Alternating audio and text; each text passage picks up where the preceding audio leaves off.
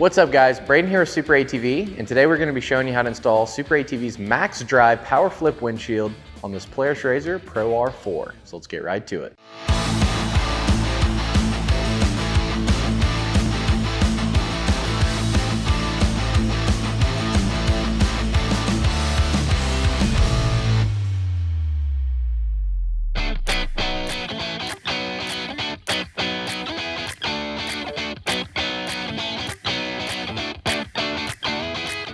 So the first thing you're going to do is come inside your machine. You're going to locate your center cubby hole here, lift up, open it up, and you're going to have this little tray. If you have a USB in yours, you want to pull the USB through this hole in the tray and then just set the tray aside.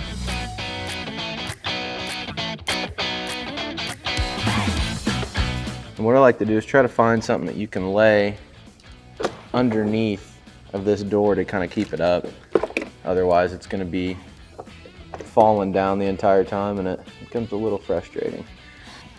So now that we have our center cubby hole removed there, center storage box, we're going to grab our wiring harness. So we're going to talk about this wiring harness real quick. On this harness you're going to see that you have a fuse. On the other side of the fuse is your red wire, your hot wire, which is going to go to a keyed-on power source. And you have your ground. And right here, this is for your rocker switch plug. This is what's going to feed through your rocker switch hole. And then you have two of these connectors here. One's going to go to the left, one's going to go to the right. It doesn't matter what orientation you put them in. They're both the same length side to side, and they'll work either way. So what I like to start out doing is feeding this wire right here for our rocker switch down through our rocker switch hole. We already have one of our knockouts out. If you don't have a knockout out, all you have to do is reach down and behind here as you're feeding through, push it towards the inside of the cab, and it'll pop right out nice and easy. So we're gonna kind of get our harness all stretched out here, how it needs to be. I'm gonna take this plug, like I said, the rocker switch plug, and start feeding it down. Now this can be kind of difficult to show you all on camera without pulling the entire dash out of the machine.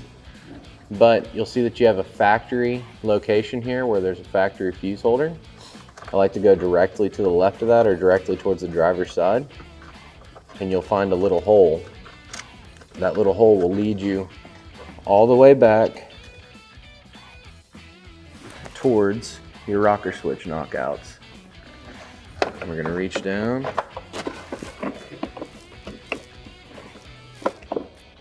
And feed it right out of our rocker switch knockout here. So once we have it pulled through, go ahead and grab your rocker switch that's in the kit. These only go one way. You're gonna make sure that this little clip right here on the rocker switch lines up, or on the harness, lines up with the clip on the rocker switch itself. And when you go to put these together, they are kind of difficult.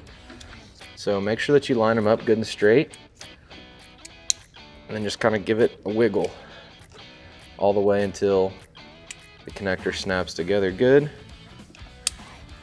just like that. And then obviously you want the windshield to open up and to close down. We'll just feed this right into the knockout, just like that. So as you can see, we have a ton of extra wiring. These wiring harnesses for the powered flip windshields are universal. You know, if you're installing it to your machine, I would recommend that you go ahead and cut the wiring down. If you were to do that, all you do is just cut it to desired length and then use a butt connector to make sure that you connect the inline fuse back in on the hot side, and then you would connect this to your provided pulse plug adapter. That's going to be the next thing that we do, is talk about this pulse plug connector. So on this pulse plug, you have three wires. You have a red wire, which is an all-time hot, which we will not be using today. You have a orange wire, which is our keyed-on power source, which we will be using as our hot. So our hot will go to this orange, red to orange.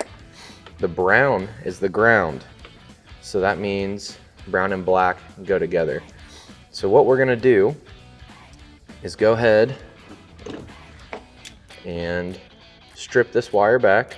I'm gonna go ahead and cut this red off pretty short. Not short enough to where we can never connect to it, but just enough to get it out of the way because we won't be using it this time. Just cut that off. And then we're gonna take this orange wire, and we're just gonna strip the coating back. Same thing on the brown. Strip it back. And we're gonna grab the black wire in our wiring harness. We'll cut off the eyelet connector that's on it because on a Pro R, Turbo R, Pro XP, all of them that are equipped with a pulse bus bar, you cannot utilize the eyelet terminals. So clip both of them off. Once we clip them off and they're just a bare wire there, we're gonna strip them back just using our wiring strippers.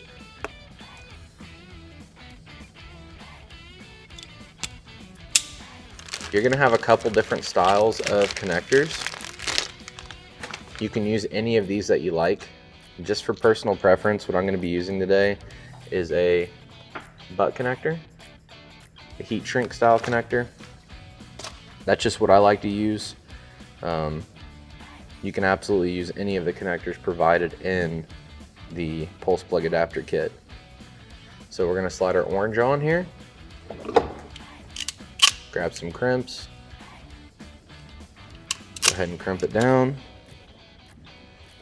We'll go over here to our brown, which again, this is ground. Slide it in our connector.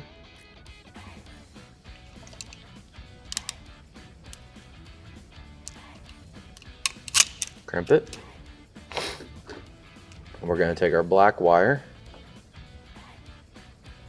on our Power Flip Windshield wiring harness, slide it into the connector.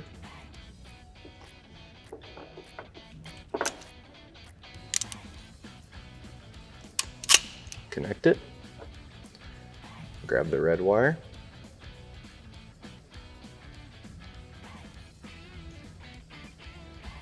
Slide it into the connector as well.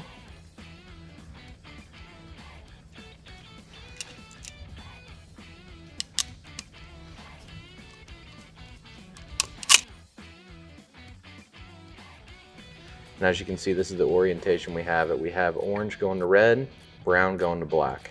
Now we're good to go. We're wired up. So what we're gonna do is open our storage compartment back up. I'm gonna put my tools back up here to kind of keep this door up out of my way for the time being. So if you don't have anything wired up on your machine, you'll have a bunch of dummy plugs there. You would just remove one of those dummy plugs. We already have one removed on our far right. So that's the one that we're gonna plug our wiring harness into. So now we're gonna take our pulse plug, and we're gonna plug it into our pulse bar.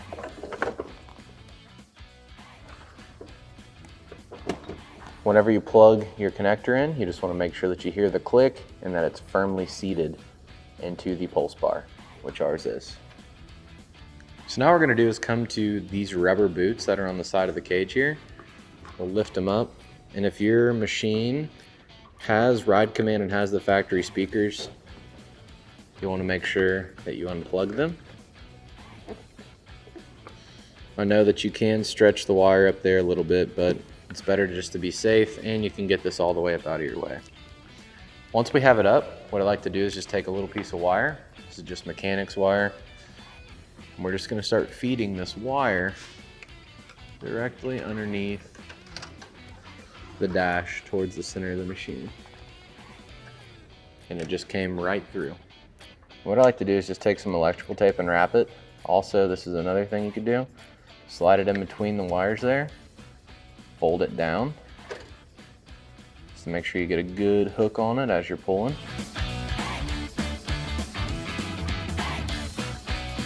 So then while I'm sitting inside the machine, I'm gonna reach across and grab a hold of my wire. Just kind of pick up on this plastic of hair.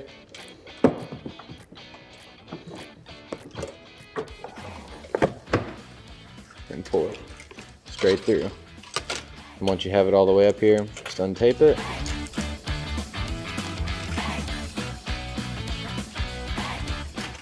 And we'll use this wire for the opposite side as well.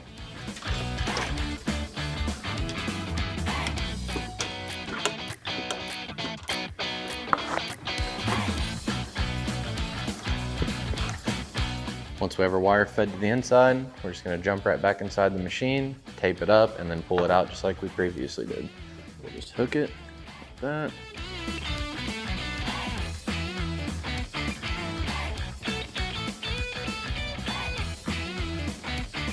So now we're gonna grab our passenger side brackets. They should look just like this, to where these two notched slots here are facing away.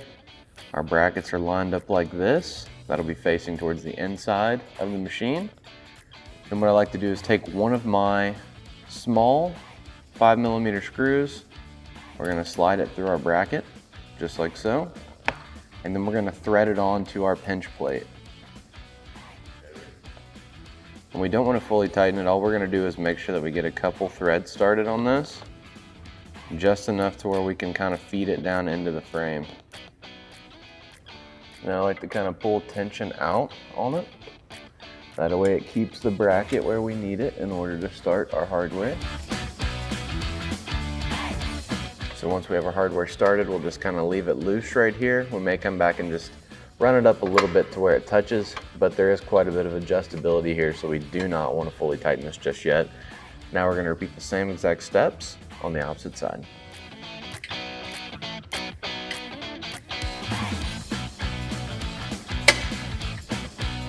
Now we're going to grab our clamps out of our kit. We're going to install them around the cage. We want to make sure that the flat section of the clamp is facing towards the front of the machine, and the bent section here is facing towards the inside. So if you have a roof installed, you'll just want to loosen your hardware in this area right here. We'll do the same thing on the opposite side, same location. So now that we have our machine fully prepped and ready for our power flip windshield, we need to get our seals installed to our windshield before we can get it installed in the machine. So in the kit, you're going to notice that you have two different styles of seal. You're going to have the straight seal, and then you're going to have the 90-degree bulb seal. So this 90-degree bulb seal is going to go on the upper portion of the windshield, and we want to make sure that the bulb portion is facing towards the cage of the machine or towards the inside of the machine. The straight, it's going to go right along this lower portion here that's going to come in contact with the dash of the machine. So once you've confirmed that your windshield fits your machine, you need to go ahead and remove the protective film from both sides. So now we're going to go ahead and take our straight seal, and we're going to start right here on the edge of the lower portion of the windshield, run it across the contours, and stop right here.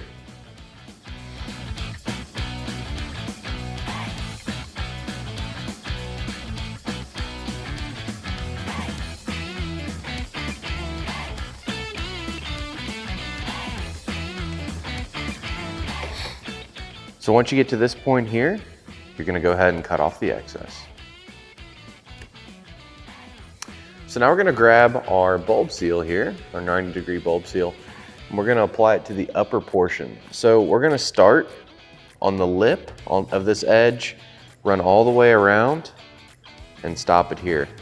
We're working on the inside of the windshield here, and we just flipped it around, so the bottom's down here. This would be the top. We want to make sure that our seal is facing up the way that we have our windshield oriented. So if yours is oriented the same way, you want to make sure that the seal is facing upwards. And we're just going to keep running it all the way around until we get to this point here, and we're going to cut off our excess.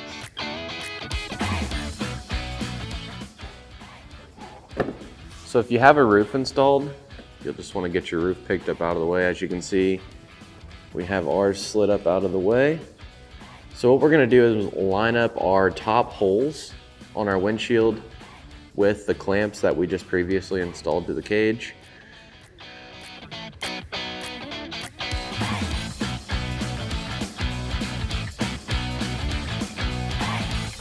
When you're mounting the windshield to the upper clamps that we installed on the cage, you're going to want to use the long M6 Allen headed hardware and 2 nylock nuts that are provided in the kit. So now we're going to use our only remaining hardware that has the sealing washer on it to attach the upper portion of the windshield to the side bracket that we just mounted to the cage previously. So what we're going to do is take our hardware, slide it down through our windshield. So now we're going to grab a hold of our windshield here, as well as the bracket that's installed to the side of the cage. That all should still be hand tight and loose. We're going to slide our hardware through, and we're going to start our nut on the inside.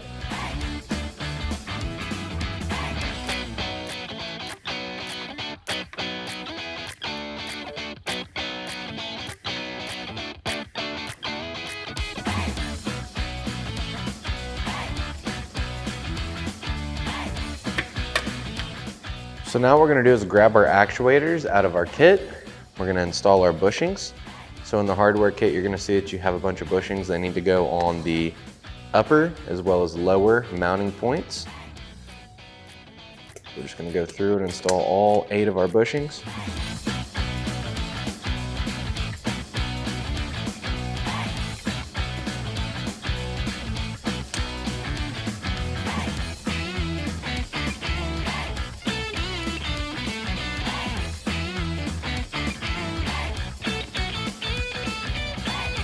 So where the windshield lays out is where it's going to be. Like I said, there's not much adjustability left once you have it clamped to the top. So we're going to go through, fully tighten these 2 screws here, the 2 screws going into our pinch bracket on the sides, and the same exact hardware on the opposite side.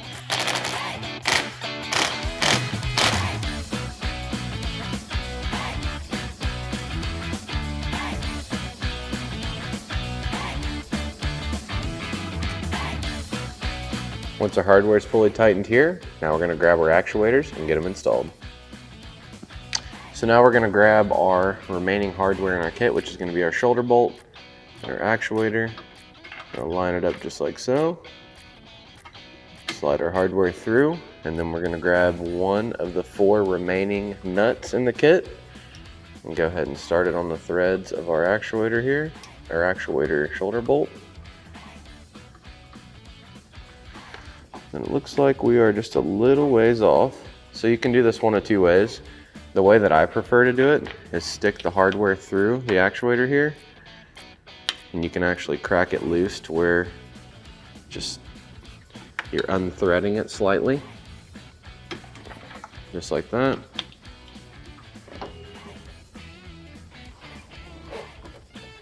So a couple threads out. And then if we pull down on the windshield itself, looks like we can get it to line up. Get our hardware through, and we'll start our nut. Just like so. Then we're going to repeat the same steps for the opposite side. This one too.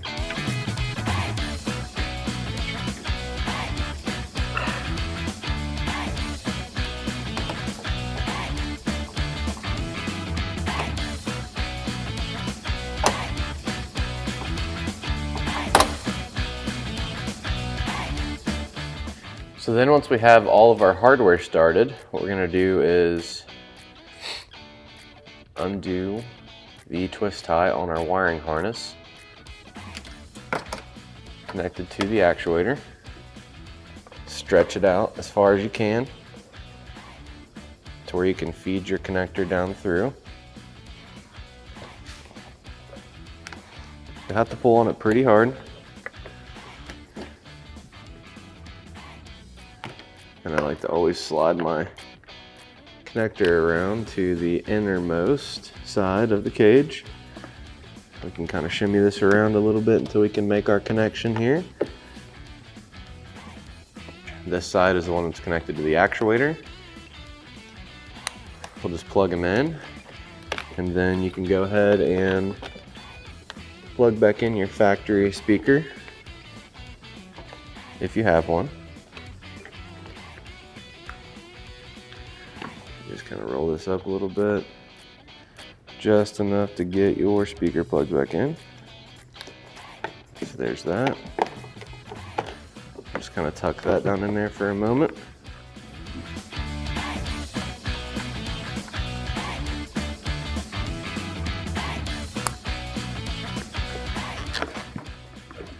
we're just gonna start feeding this wire back towards the inside there, like that, and pull our boot down just enough.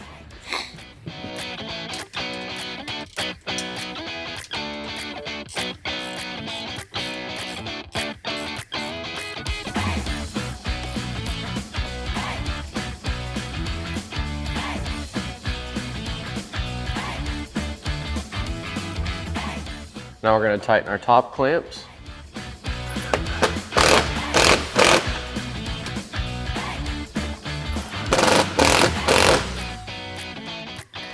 So now we are going to test the windshield out here.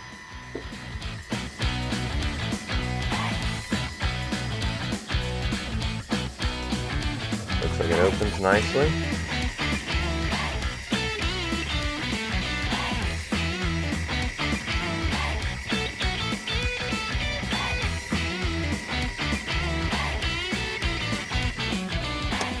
Once our windshield's up, we're going to tuck as much slack as we can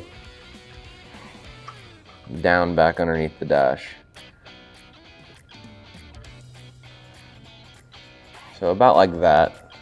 You don't want it to be super tight, you just want it to be tight enough. So once we have enough slack, what we're going to do is take a zip tie. These will be provided in the kit.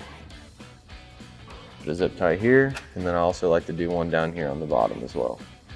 So throw two on it.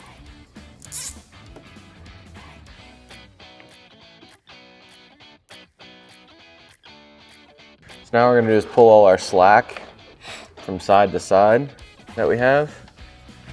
And I like to either cut it out, so you'd be shortening the harness, which is perfectly acceptable, like I said earlier, as long as you keep the fuse in line. There's no issues with cutting down this harness and routing it however you want.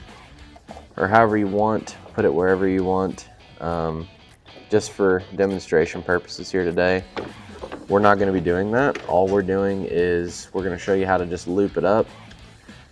You know, like I said, I personally prefer to cut down the wiring harnesses to make them perfect for your machine and application. But today, like I said, we're just going to loop them together here and throw a zip tie on them. You don't want to crank the zip tie down. All you're wanting to do is just put enough pressure on it. That way it holds all these wires together and they don't fall apart and lay all over places that they don't need to be laying. So once we've got our wires kind of tied up out of the way, how we'd like them to be, we're going to take our center storage compartment, slide our USB back through it, and slide it right back down into the location it needs to be. Latch that, double check the windshield again. So once you've went through, got your wires all tied up, all your hardware is fully tightened, that's all there is to it to install SuperATV's MaxDrive Power Flip Windshield on this Polaris RZR Pro R4. Be sure to check the description below to pick yours up today, and while you're there, drop a like, comment, and subscribe. Thanks for watching, and we'll catch you on the next one.